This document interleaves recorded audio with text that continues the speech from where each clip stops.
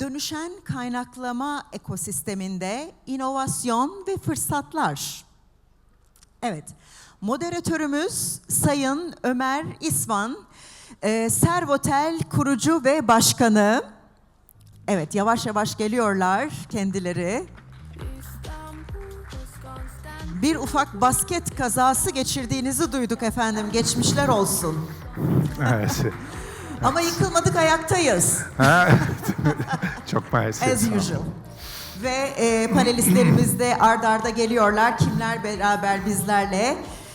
Orta Doğu, Afrika ve Türkiye Accor, Sayın Raki, Phillips. Wyndham Hotels&Resorts, EMEA Başkanı Dimitris, Manikis ve Avrupa Kıtası Operasyonlardan sorumlu Kıdemli Başkan Yardımcısı Hilton Worldwide David Kelly ve Afrika ve Türkiye Geliştirme Direktörü Radisson Hotels Group Ramsey Rankusi. Ve Sayın İsvan, söz sizde. Hi, Ramsey.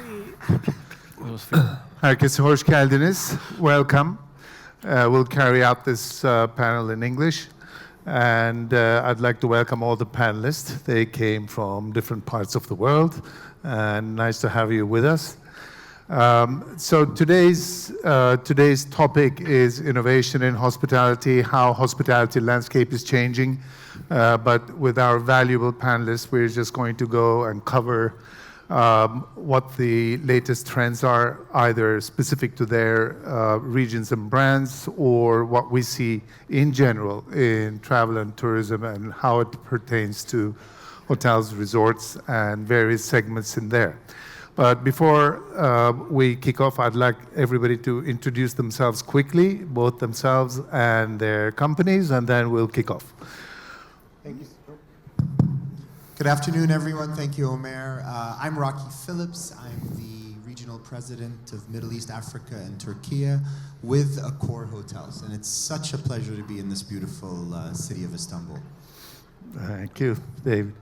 David Kelly, I'm Senior Vice President for Continental Europe. Great to be back in Turkey. This is my third visit this year alone in 2026. I was here last year at the event.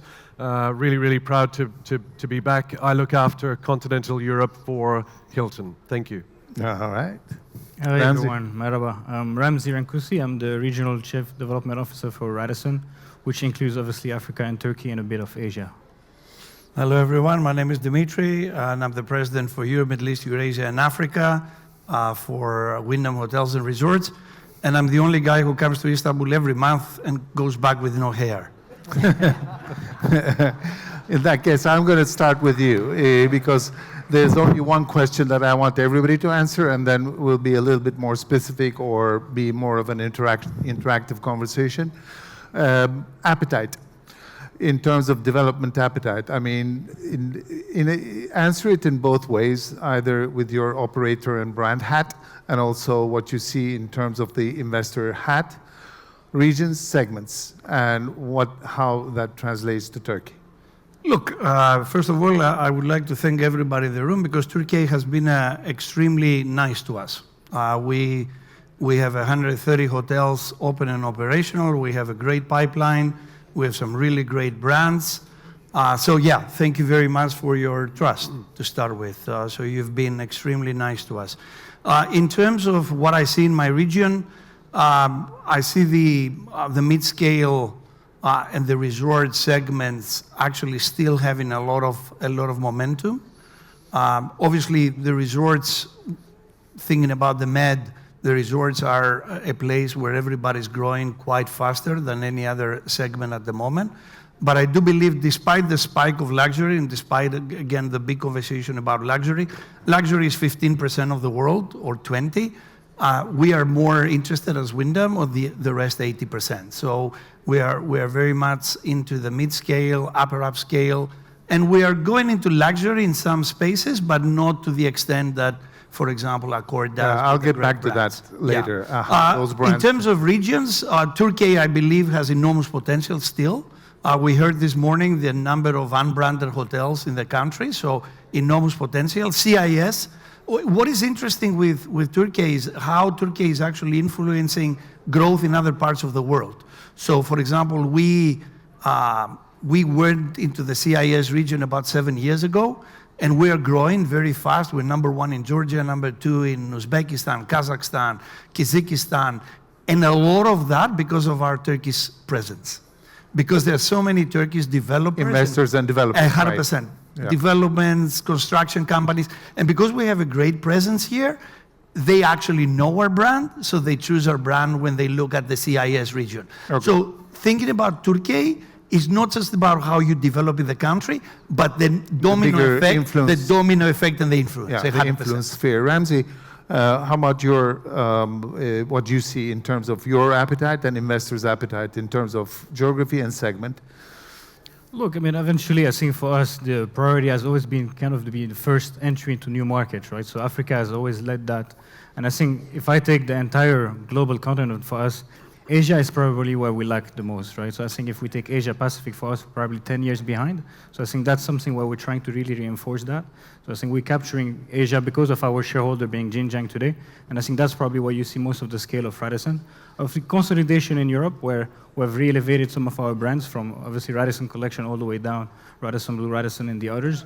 And I think if you take Turkey, I think for us has been quality over quantity. If I look at the last few years of what we have done, because I think given the volatility of the market that we all know and we're all aware of, I think for us the priority was truly operational structure, ensuring that we had everything in place, reinforcing our structure locally here, so that we could actually mitigate inflationary currency devaluation risk. That I think Turkey had it, and I think that was our first priority, and I think that's where we stand today to get the fundamental right moving forward. David, same question really. In terms of penetration, in terms of where you see investor interest and also where, therefore, your appetite should align really. I mean, realistically speaking, you can't just have an appetite somewhere nobody wants to invest. Yeah, no, certainly does. We're at 9,000 hotels now globally, with 235 million Hilton Honors members.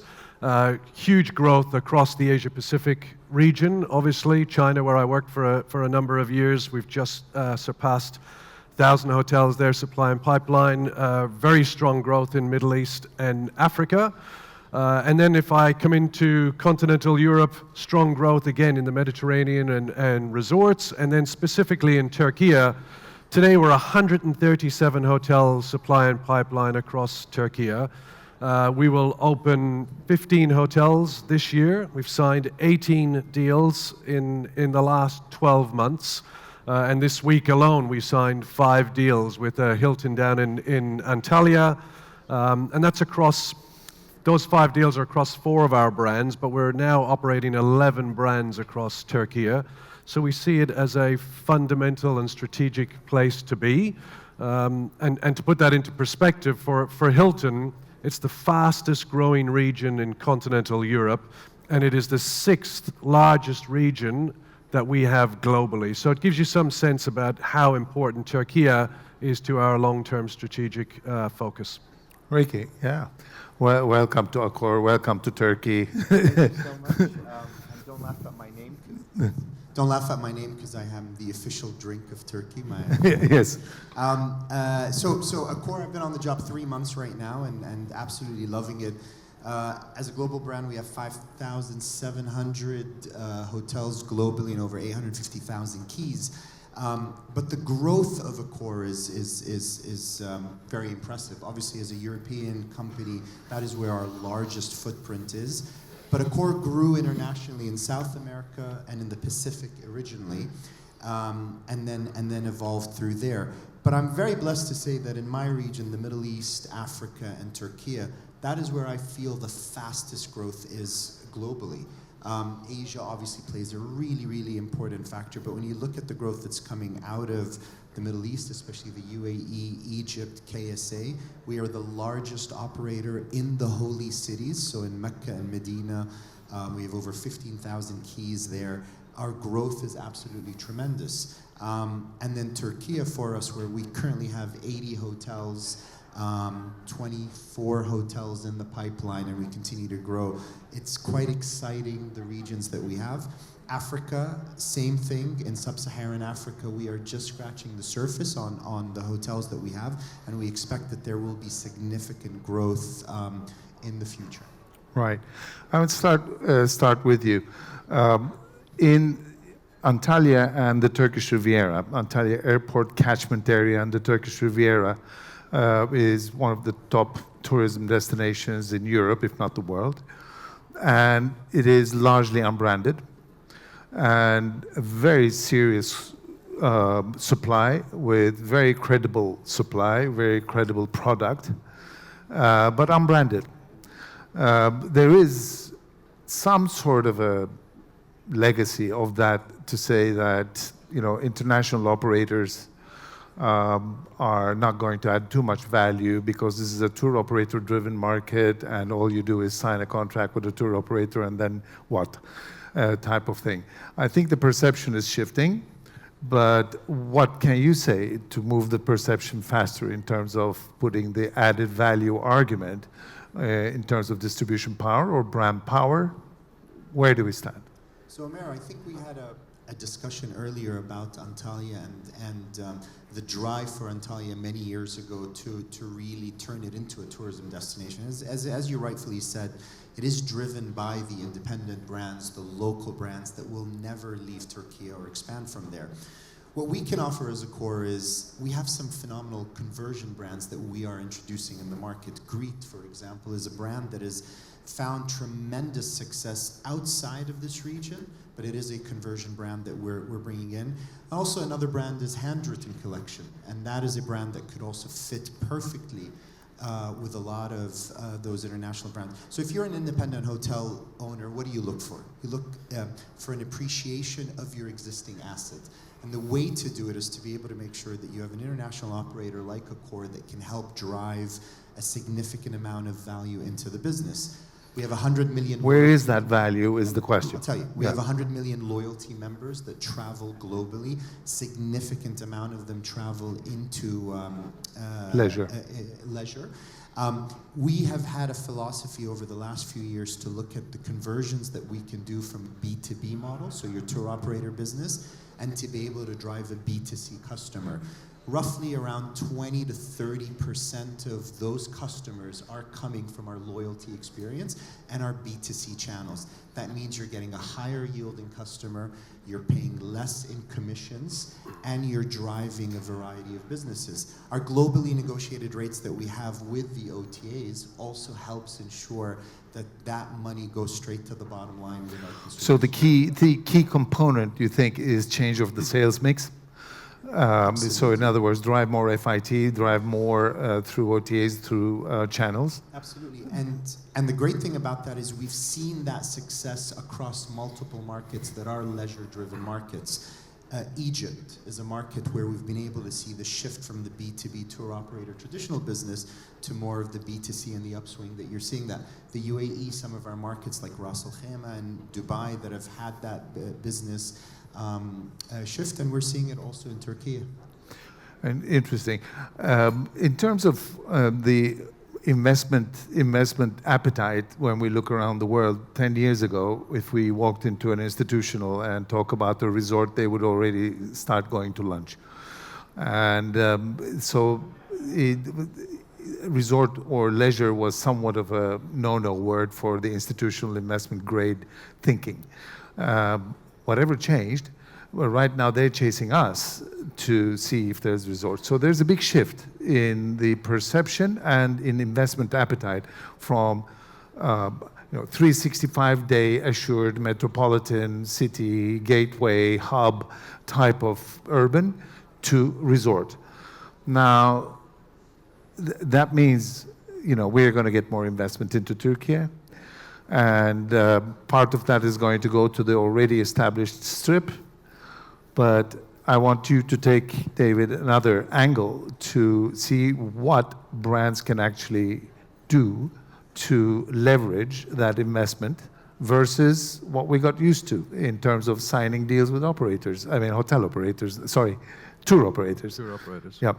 Yeah, I mean, I think picking up on the last point, first of all, earlier today we heard about the the amount of unbranded stock that there is in the Turkey market still. So still we see a huge opportunity, and if you think, I think it's something like 11% in Turkey is branded. And if you look at 2025, 40% of all of the deals we signed were conversions. So it gives you a sense of where that opportunity lies from an investment point of view for sure.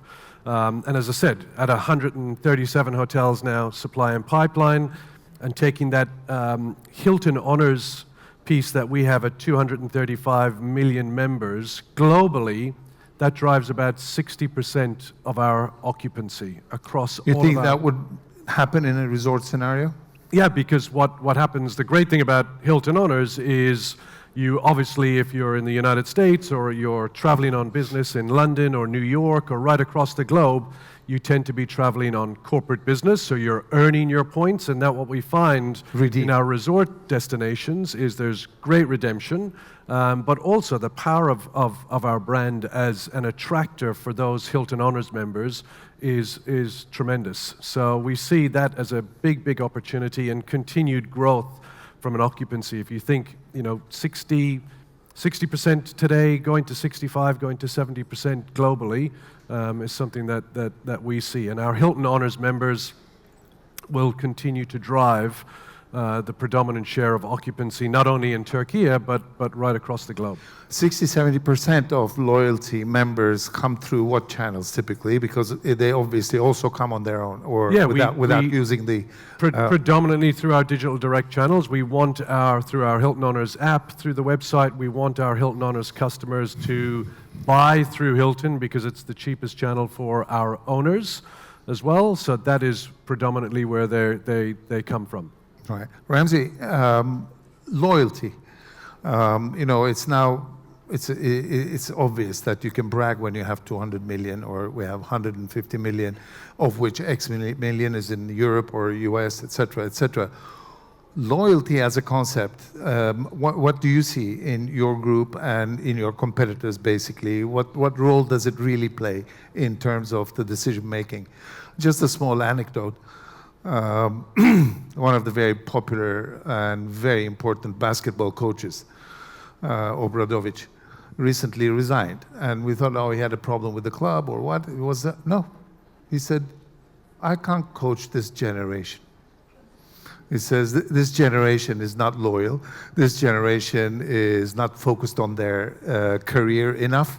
I'm an old school type of coach, so I decided I can't coach this generation, and he just kind of gave up.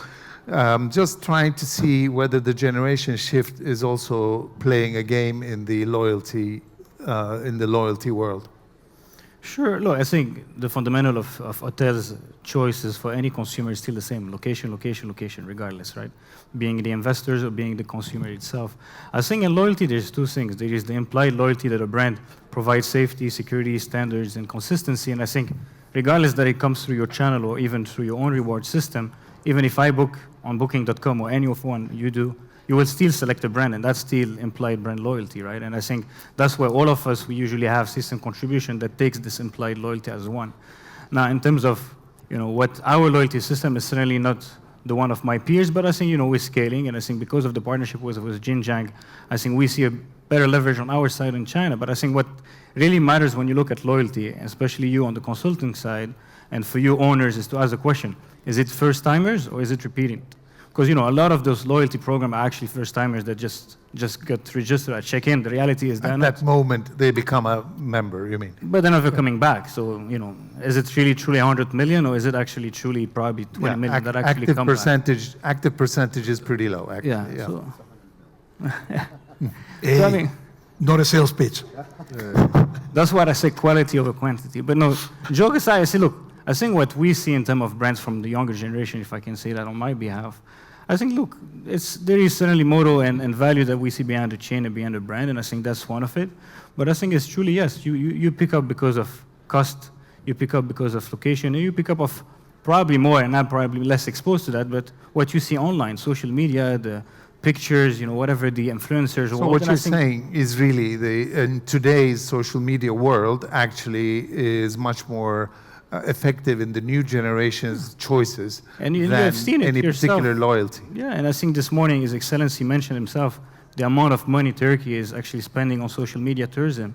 I think Raki himself, with his previous job on the promotion of Ras Al Khaimah, was a lot on social media. And I think all of us, probably the marketing spending that we have today is actually a higher share on social media. And that's because of new consumer behavior and habits, 100%. And I would just add, those consumers are really interested in loyalty. If you look at Hilton, when we went public, we had in 2013-14, we had 39 million Hilton Honors members. As we crossed our 100-year anniversary in 2019, we had 100 million. Today, we're February 2026, and we have 235 million members. So there's certainly a drive for loyalty.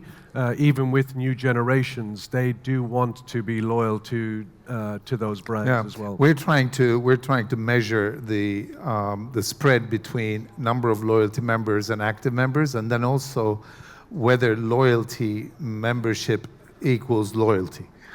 Loyalty membership is like I collect those in my pocket, but I'm not really loyal to any of them. It's just that I accumulate points anyway, type of thing. Yeah. So my team is analyzing some of that deep down. Because I'm the oldest, I mean, obviously Ram said it very clearly, he's the youngest and I'm the oldest.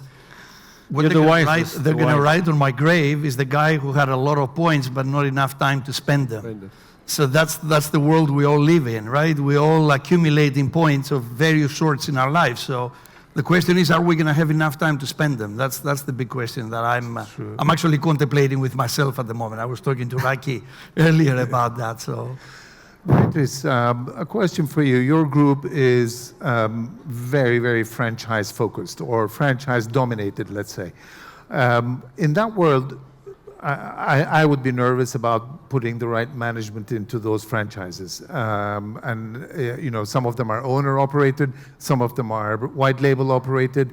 How do you make sure, or how do you help investors who want a franchise? I mean, how do you maintain consistency, brand consistency, when it's such a heterogeneous set of managers? yeah, first of all, I think I completely feel left over with all the millions that they've been dropped on this conversation. So I'm going to add my own millions as well.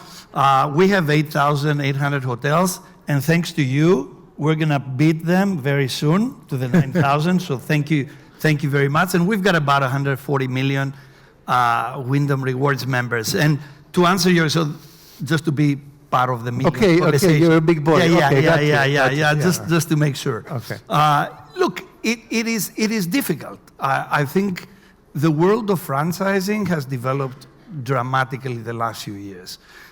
If you look at, we're only 7-8 years old, right? We went public as Wyndham Hotels and Resorts in May 2018, so we don't have 100 years of history.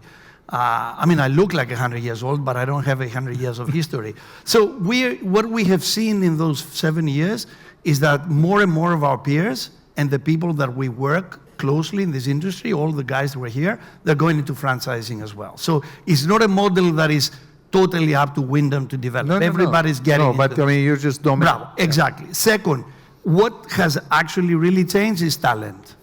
And we talked about earlier about talent. If you look, when I was growing up, right, I've been in this business for 36 years. When I was growing up, you couldn't be a general manager if you were not English, Swiss, German, or Austrian.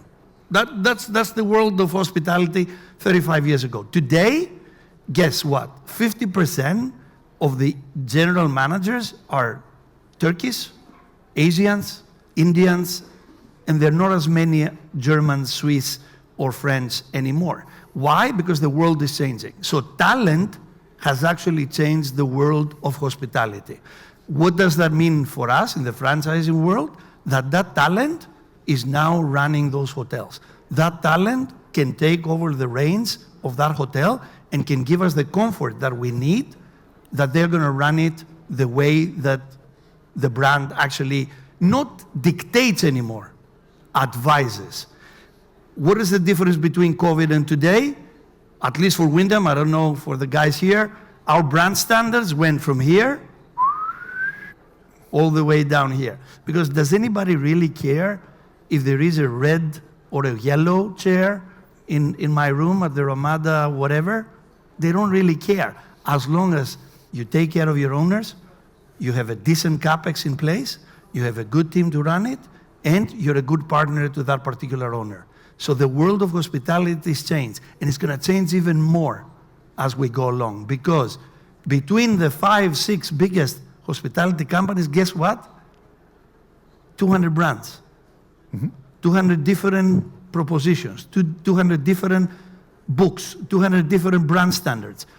Tell me that the consumer is not confused or the owner is not confused.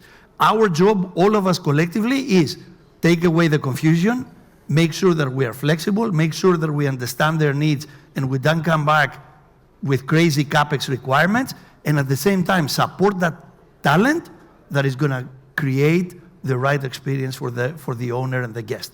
My belief is the talent is really changing the way hospitality gets developed in the years to come. And you think there is enough talent for you, for your And franchises to be managed? Look, there's a lot of conversation, oh, you know what, the young generation doesn't want this anymore. They don't.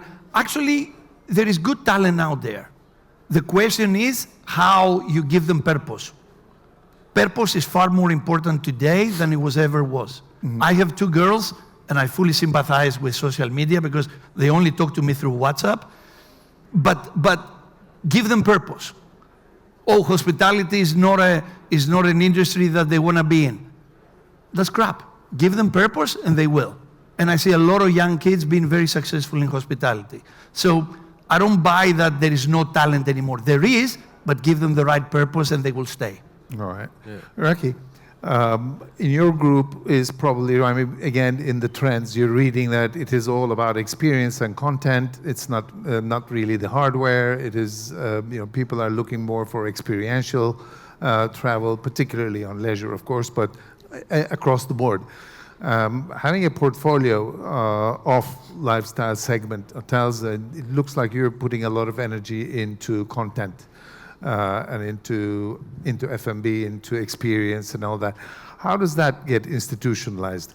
Before it was in the hands of one very visionary GM or one bunch of visionary kids who create a new brand and a small baby brand, and then it becomes a lifestyle brand, etc. But in your portfolio, it's becoming institutionalized now.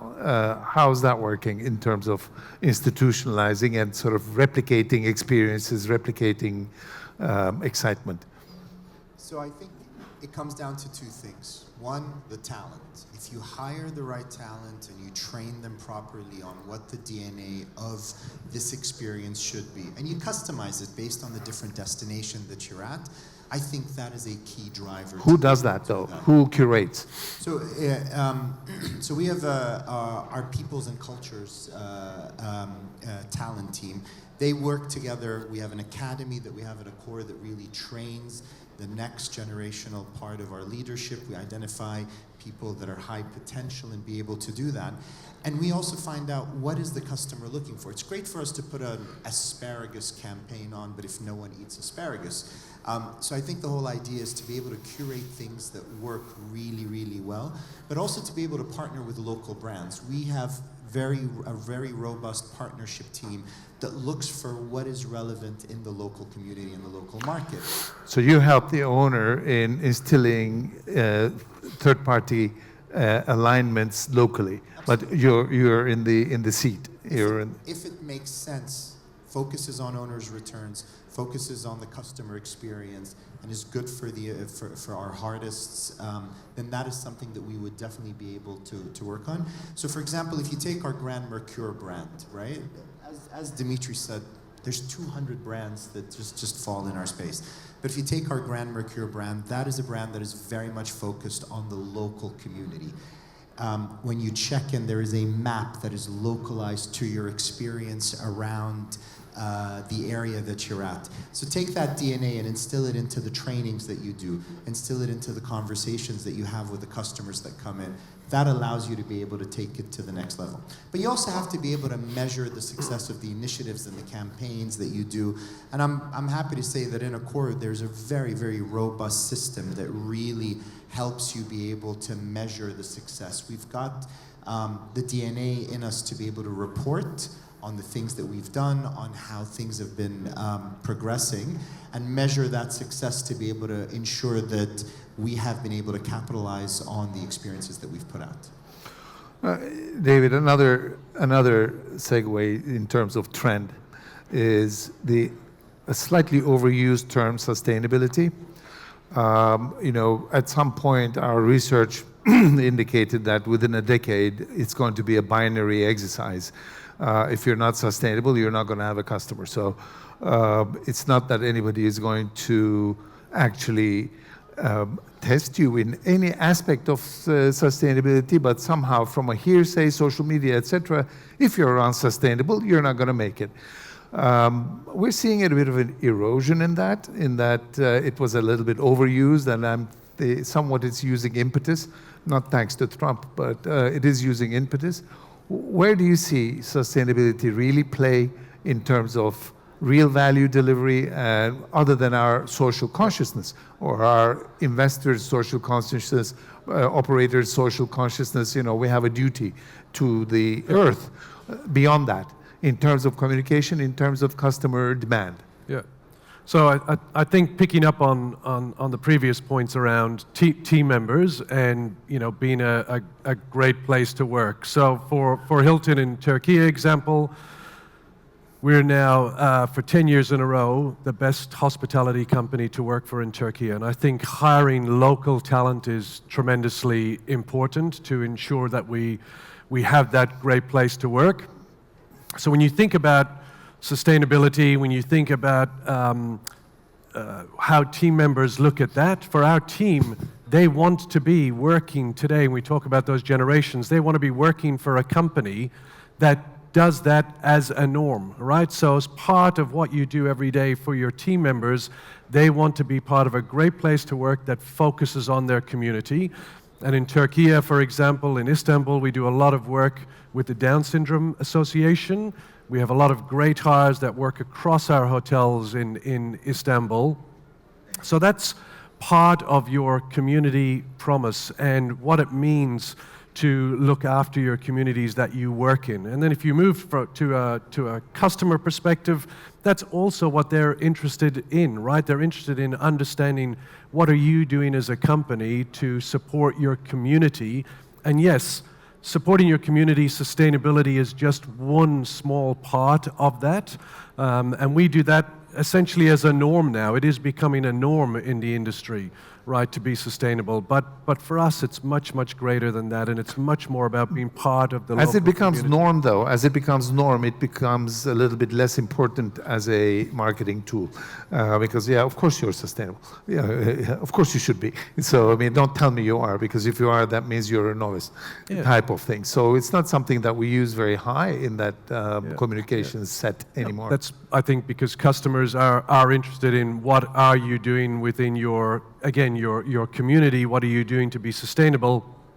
If you look at what we do, we have our light stay system, right, which is a proprietary system that manages all of our electricity, gas, water, which is really, really important. And then also, whilst it may be a norm for an expectation for your leisure guest, if you look at our meetings and events customer, we have our meetings calculator, because for corporate companies, they do want to understand through an event that they have how much gas have we used, how much light have we used how much of energy have we utilized whilst we've had that meeting. And that's becoming very, very important for companies and continues to be, because like all corporate companies, we are reporting what we are doing to support sustainability depending on the community that we are working within, whether it's Turkey or the rest of continental Europe or around the globe. Do you find it easy to align with owners on that? Yeah, for the most part, absolutely. Owners want to ideally build sustainably if they can.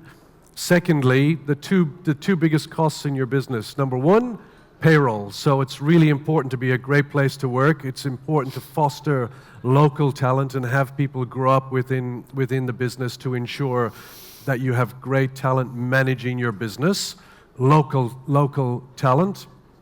And then the second biggest cost in your business, what is it? Energy.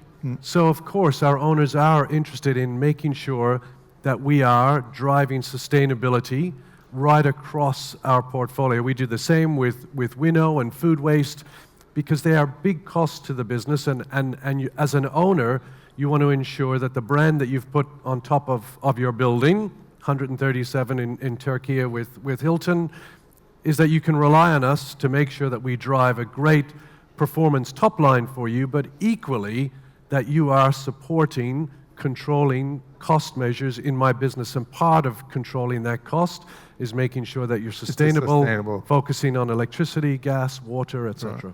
Ramzi, in terms of instilling technology, especially nowadays, the hot topic of AI, etc., into the hospitality industry, we see obviously a lot of stride in the back office functions and the infrastructure functions, but when it comes to guest interface, what do you see forthcoming?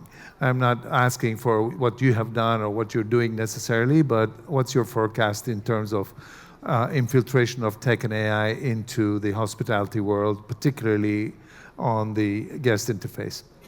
Well, I mean, I think the innovation will still remain, I think, the biggest point to David now on the cost side in terms of, being able to manage your yield and optimize.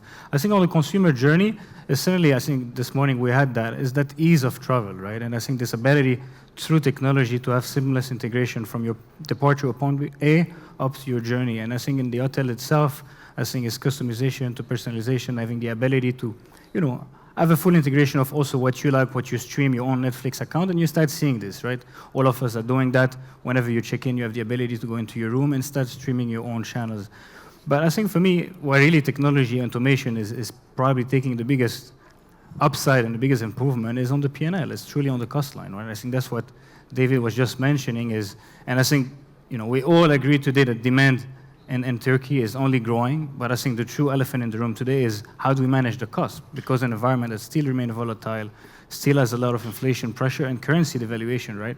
And I think this is where tools and technological tools are taking, relevance. And I think relevance because we're trying to see how we can certainly reduce some of the functions we have, how we can optimize some of the pricing decision.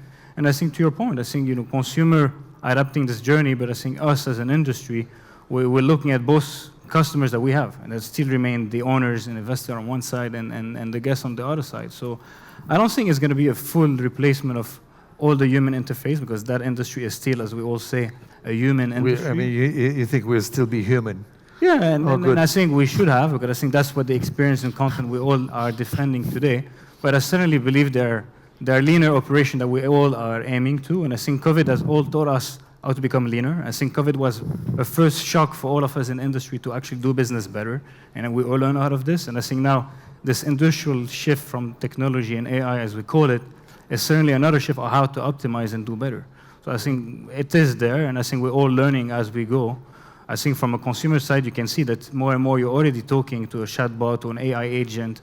All of us are already replacing this to optimize time. The real question, and you were telling purpose, and I think that's the biggest question we have when we speak about AI today, is that you're gaining on productivity, but then whatever work or whatever us today or tomorrow, regardless of the industry in which we are, is what do we do? When AI becomes so advanced and we're all becoming so productive and we have more time, what do we do? Do we actually spend all the miles that you earn and then we have the ability to do more leisure business else? then? I mean, that's really the question, right? And I think this is not today to answer, but I think it's for tomorrow. It's going forward. Dimitris, in terms of limited service and select service brands, which you are very competent with, how do they relate to resorts these days? How do you see them?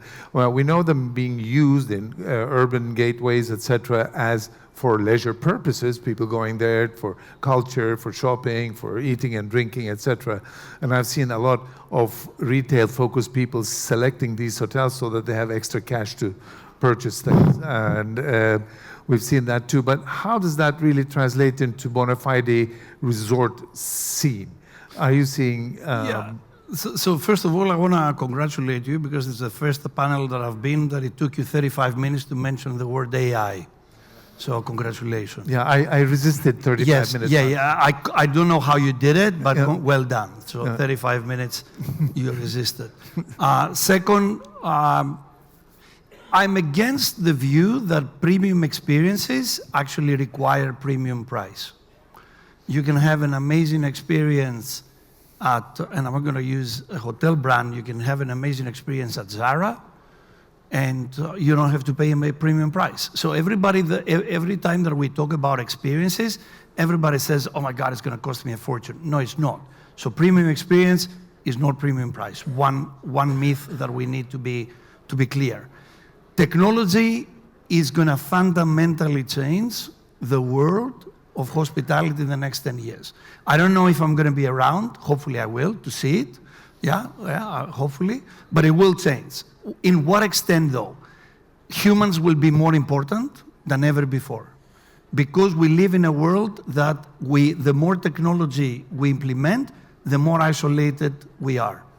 That's a fact. You go to Starbucks, you see hundreds of people not drinking coffee anymore, just being on their laptops, being isolated in their own world. My own kids, they don't even talk to me, as I said. They only communicate on WhatsApp. Mm-hmm. So we have a unique opportunity as hospitality to enhance the human factor of what we've been doing for 5,000 years, because we've been around for 5,000 years. Second, limited service, whatever. This is where you go to investors and technology actually replaces the cost that they would need in order to provide those experiences. Because now, when you're spending, your receptionist is spending, I don't know how much time punching keys on a keyboard without looking you in the eyes, now you're going to replace this with welcome and how can be of service. How many times you've checked in a hotel, the receptionist doesn't look in your eye because that's the only thing she's doing or he's doing. That's where technology is going to change. The fundamental value of either you are in economy, premium economy, luxury, mid-scale, upper scale, and all these 100 segments that we have in hospitalities, that human connection will not be replaced ever by a bot. That's it. Well, that was very well timed because I'm just seeing our remaining time to be 0. And therefore we need to wrap up. You all saved yourselves from one of my questions. We didn't have time for it. Oh, you said we can take another 2 minutes. I just heard her. Yes? Yeah, there you go. She just said it. 2? Yeah. Sorry about that. I know you didn't, but I just thought. So then you weren't saved. So my question to all of you, whoever wants to answer, innovation we're talking about in hospitality, etc. General opinion is hotel deals with operators and brands haven't changed since the 70s. We're still signing the same agreements and plus or minus. What are the innovations in deal making? What innovative factors are you bringing onto the table to entice owners that are distinctly different to a plain vanilla management contract or a plain vanilla franchise agreement that I've seen in 1984? Great question. Raki can answer. Sorry, mate. Yeah, sorry, time is up. Chief Development Officer. Yeah. True. No, listen. The hotel industry is the second oldest business in the world. We're not going to say. Okay, no worry. Oh, is it second? Oh, I thought it was okay. I'll tell you later. Okay, sorry. Yeah. So there is a tremendous amount of innovation and change that needs to happen, and that does Correct. include definitely in the way contracts and agreements are, because you have a relationship with someone for 15 to 20 years, and that relationship has ups and downs and has different things. But there are ways that we need to be able to innovate and look at how fast contracts. I will say that just last week I signed a deal that my Chief Development Officer had gotten, and it took you, was it 6 days? 6 days to be able to negotiate an agreement, including our legal team, and be able to bring it to fruition in order to sign. I think there is a way that you can innovate, but it's driven by relationships a lot more than the legal parameters. Our general counsel, our chief legal officer, has done a really good job explaining to us how you can use AI and tools to minimize the mundane stuff of contracting, but use the personal touch to be able to really drive the initiatives that are needed to do that. Yeah, but the fundamentals don't change, and the fundamentals are still plain vanilla, and we're trying to change that. We have managed to change it in various things, but it takes us 6 days. It takes us 6 months to, I'm sorry, but train the operator, train various tiers of the operator, departments of the operator. Oh, legal said, compliance said, our ops said, it takes us a long time to train. And there's not enough innovation yet. We're driving it, but it's got to be driven a little bit by you guys too, is my opinion. Yeah, But it's a two-way street, right? well, it's right now one-way stream. We're the ones who are driving we're learning. We're learning. Let's be fair. I would simply add, I mean, to the point about speed to market, it's also about, ultimately, it's about giving the ownership what they want. And I believe we've got really strong... you don't want to know what they want. Really strong, we've got really strong They want management more. agreements, really strong franchise agreements, and what our development team do really, really well is they connect with their ownership, try and understand that, and you don't grow to 137 hotels in Turkey by not having strong relationships and giving owners what they want. You don't grow to 9,000 hotels and deliver 235 million owners members or 67% occupancy to your owners if you're not giving them what they want. And I think that is the power certainly for Hilton and our development team. Yes, it's about relationship, but it's also about listening, speed to market. But ultimately, owners want a strong commercial engine.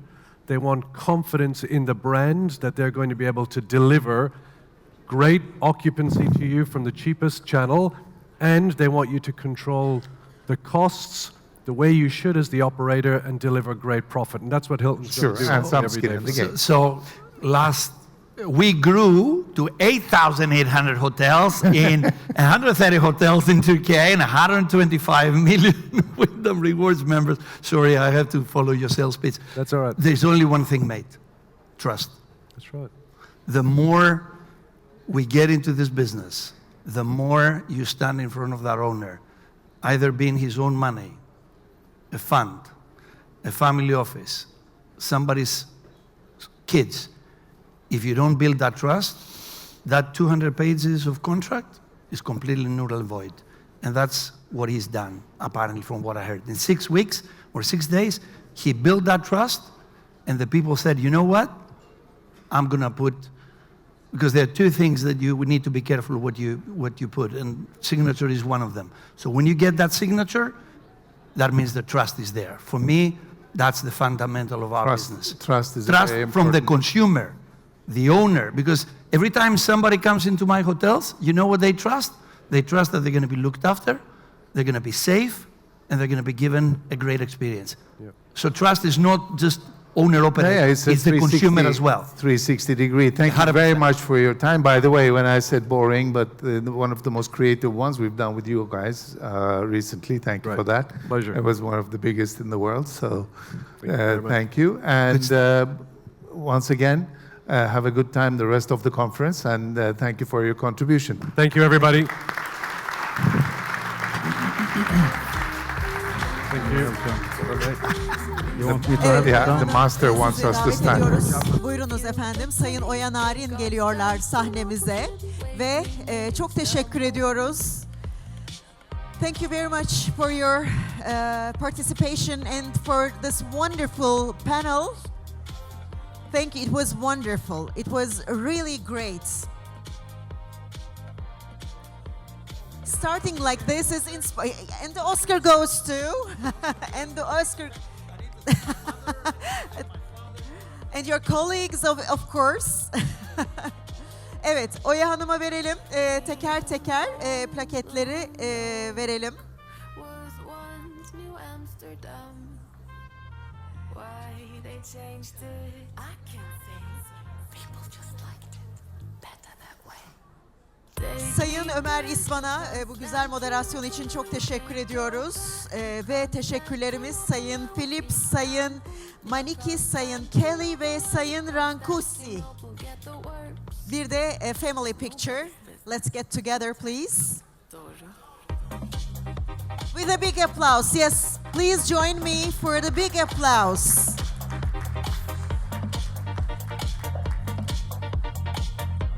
Thank you very much. Thank you. Thank you. Thank you once again.